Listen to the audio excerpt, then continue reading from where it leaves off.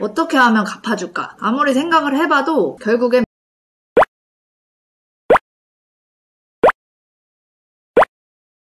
안녕하세요. 홍보노 부동산입니다. 중개업을 하다보면 꼭 겪는 일이 있습니다. 소위 말하는 뒷박을 맞는 일인데요. 친절하게 매물에 대해서 다 얘기해줬건만 결국에는 건물주하고 직접 연결해서 양탈을 해드시는 분이 계시죠. 사실 뒷박의 종류는 매물로만 맞는 게 아닙니다. 내가 양탈을 할 건데 손님을 빼가는 경우도 있어요. 진짜 억울하고 개업한 지 얼마 안 된 사람한테 그러고 싶을까 싶기도 하고 진짜 별별 생각이 다 들더라고요. 기회가 되면 꼭 갚아줘야겠다는 생각은 물론이고 어떻게 하면 더 빨리 갚아줄 수 있는지 생각도 하게 되는데 이런 거야말로 눈에는 눈, 이에는 이로 갚아줘야 되는 걸까요? 근데 저도 처음에 이런 유혹을 많이 겪었습니다. 소유주를 알아내려면 충분히 알아낼 수 있는 상황이긴 했어요. 근데 정말 소유주만 알아낼 생각만 하면 안 됩니다. 한 번만 더 생각을 해보면 돼요. 많이도 아니고 딱 한 수만 더 생각을 해보면 답이 나와요. 만약 소유주와 다른 부동산이 친한 관계라면 내가 했던 모든 만행이 그 부동산에 얘기가 들어간다는 사실, 정말 계약에 눈이 멀어서 이런 만행을 벌인다면 계약은 할지언정 사실 계약이 될지 안 될지도 모르는 상황이기도 하고 중개업에서 나의 신뢰도는 어떻게 될까요? 계약도 안 되고 신뢰도 잃는다면? 이래서 중개업은 계약만 바라보고 하면 안 되는 것 같아요. 그런 식으로 계약을 했다가는 중개업 사상 마지막 계약을 쓸 날이 얼마 남지 않았을 겁니다. 저라고 왜 그런 마음이 안 들었겠어요. 오픈 초기에 매물도 손님도 별로 없고 나가는 돈은 있고 하다 보면 사람이 당연히 그런 마음 들 수 있습니다. 이런 마음이 들지 않았던 분이 있을까 싶어요. 사실 계약 연차와는 상관이 없습니다. 하지만 이런 생각이 들 순 있지만 이런 생각을 행동으로 옮기는 건 또 다른 얘기죠. 확 빼돌려? 마음은 감정이에요. 하지만 행동은 태도입니다. 그런 말이 있어요. 감정은 사라지지만 태도는 남는다고.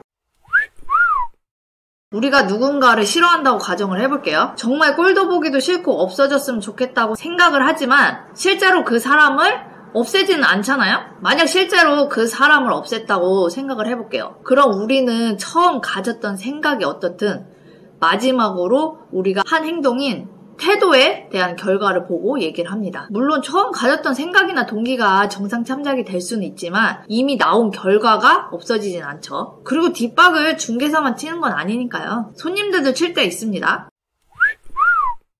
매물은 나랑 실컷 보고 계약도 할 것처럼 그래놓고선 자기랑 친한 부동산 가서 계약 쏠랑 해버리고 그런 분들 많아요. 아니 근데 난 뒷박 안 치려는데 다른 사람이 친다고요.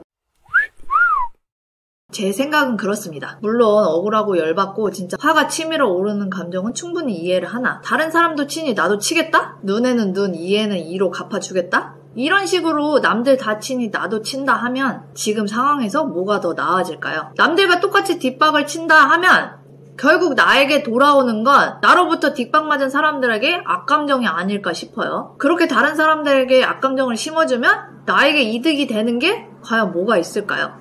굳이 안 해도 될 일을 해서 그런 사람들과 똑같은 사람이 될 필요는 없지 않을까 생각을 합니다.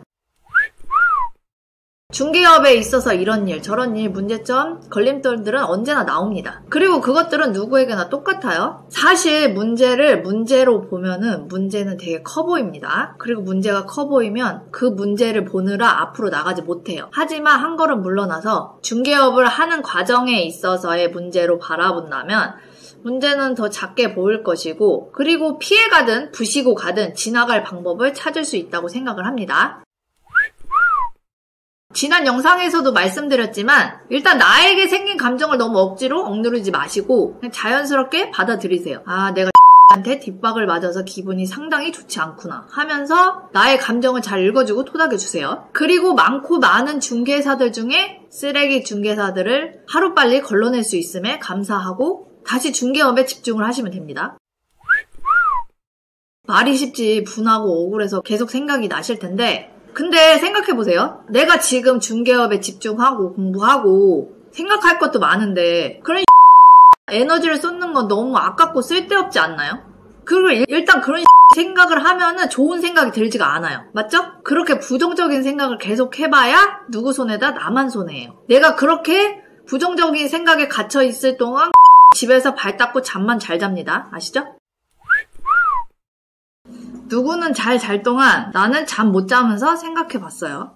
어떻게 하면 갚아줄까? 아무리 생각을 해봐도 결국엔 매물이더라고요. 내가 매물을 많이 갖고 있으면 나한테 다시 연락하게 되어 있어요. 그럼 그때 보란듯이 구워 먹든 삶아 먹든 선택하시면 됩니다. 그렇기 때문에 괜히 그 생각으로 시간 보내지 마시고 매물 확보에 더 집중하시는 걸 추천드립니다. 그래서 저 같은 경우에는 그럴 때일수록 뭔가를 더 합니다. 블로그를 하나 더 쓴다거나 유튜브를 하나 더 찍는다거나 그동안 못 봤던 매물을 좀 보러 간다거나 없던 일을 좀 만들어서 하긴 해요. 그렇게 다른 일에 집중을 하다 보면 내가 또 성장해 있고 좋더라고요. 근데 그렇다고 해서 그 갑자기 망하거나 뭐 문 닫거나 하진 않아요. 하지만 더 이상 내 시간을 쓰지 않는다는 거죠.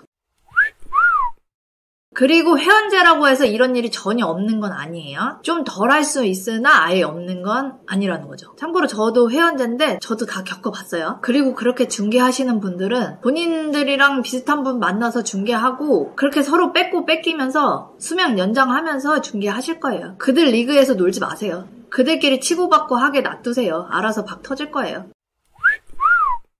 우리들의 리그는 이미 다릅니다. 나를 어떤 리그에 넣을지는 나의 감정이 아니라 나의 태도에 달려있음을 잊지 마시길 바라면서 오늘 영상 마치도록 하겠습니다. 지금까지 흥분월부 동산이었습니다. 다음 영상에서 만나요. 안녕, 빠잉.